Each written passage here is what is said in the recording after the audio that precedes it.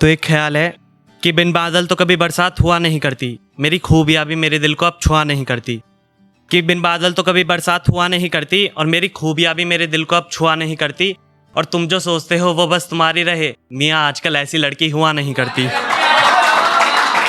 कि तुम जो सोचते हो वो बस तुम्हारी रहे, मियाँ आजकल ऐसी लड़की हुआ नहीं करती। और बस माँ एक ऐसी औरत है, तुमने खाना खाया या नहीं खाया, एक माँ के अलावा कोई भी औरत तुम्हारे बारे में इतना सोचा नहीं करती।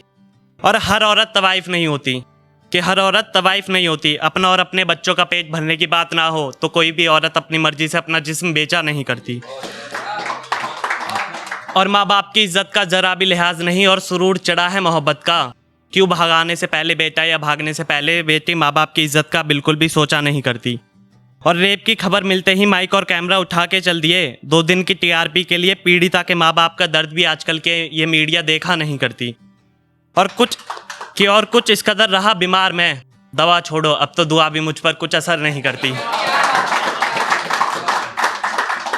कि मोहब्बत में टूटने के बाद लाइफ में 2 ही फेज आते हैं, या तो शादी में ज़रूर आना की तरह सत्तू की तरह हम IAS ऑफिसर बन जाते हैं, या कबीर सिंह। तो जो कबीर सिंह वाला फेज होता है वो सबसे सेंसिटिव पार्ट होता है लाइफ का। तो उसमें जब दोस्त पूछता है कि बाल बढ़ गए, दाढ़ी बढ़ गई, यह हाल तेरा क्या हो रहा है। कि बाल बढ़ गए, दाढ़ी बढ़ गई, ये हाल तेरा क्या हो रहा है। बाहर से तो तू खामोश है मगर अंदर से तुझे क्या हो रहा है।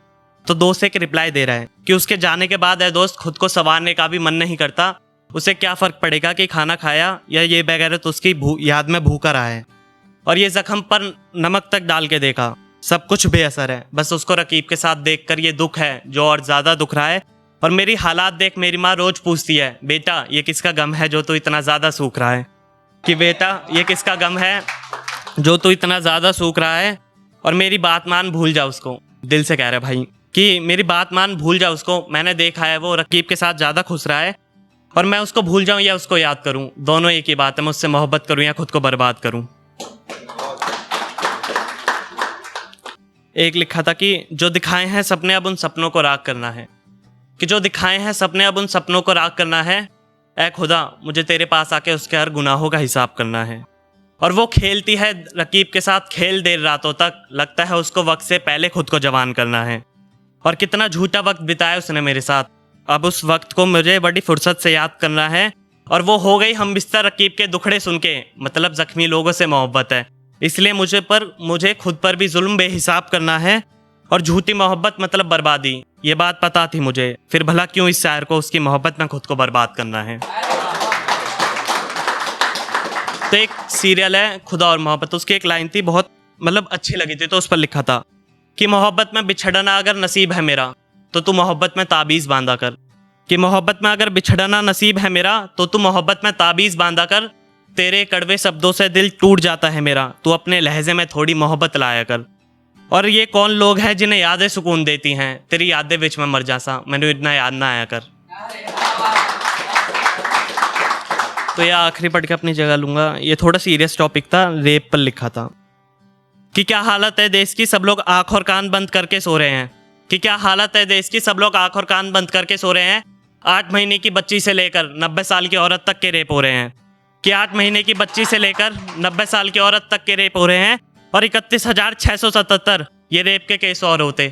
कि 31,677 ये रेप के केस और होते अगर इनमें से कुछ गुम या शर्म की वजह से कुछ खामोश ना होते।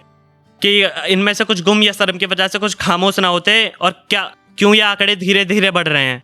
इंसान की इंसानियत छोड़ो, हवस के पीछे उनके अंदर के जानवर तक जग रहे हैं। कि इंसान की इंसानियत छोड़ो, हवस के पीछे उनके अंदर के जानवर तक जग रहे हैं। आखिर कब तक, कि आखिर कब तक इन जानवरों की वजह से छोटी बच्चों का अपना बचपन खोना होगा। किसी को भरी जवानी में इज्जत लुटने के डर से मरना होगा, या किसी को बुढ़ापे में उस दर से गुजर कर रोना होगा।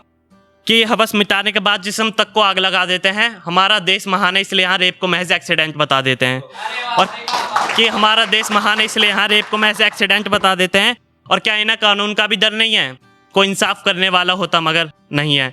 देखते ही देखते यूं जेल से यूं ही निकल जाएंगे, फिर अकेली लड़की देख उसका पीछा करने लग जाएंगे। फिर इनकी खराब नियत और खराब हो जाएगी। शायद आज फिर किसी के घर की बेटी इनकी हवस का शिकार हो जाएगी। कि शायद आज फिर किसी के घर की बेटी इनकी हवस का शिकार हो जाएगी। और खुदा भी रोता होगा ये सोचकर कि बनाया तो इन्हें भी इंसान था मगर ये तो हैवान है। इन हैवान की हैवानियत ने ले ली आज किसी के घर की बेटी की जान है, फिर उसके रेप के चर्चे खुलेआम होंगे। सोचो क्या गुजरे एक बाप पर जब उससे उसी की बेटी के बारे में उल्टे सीधे सवाल होंगे। और यहाँ कब किसके साथ क्या हो जाए इस बात से हर कोई अनजान है। हाँ सच में हमारा देश महान है। Thank you.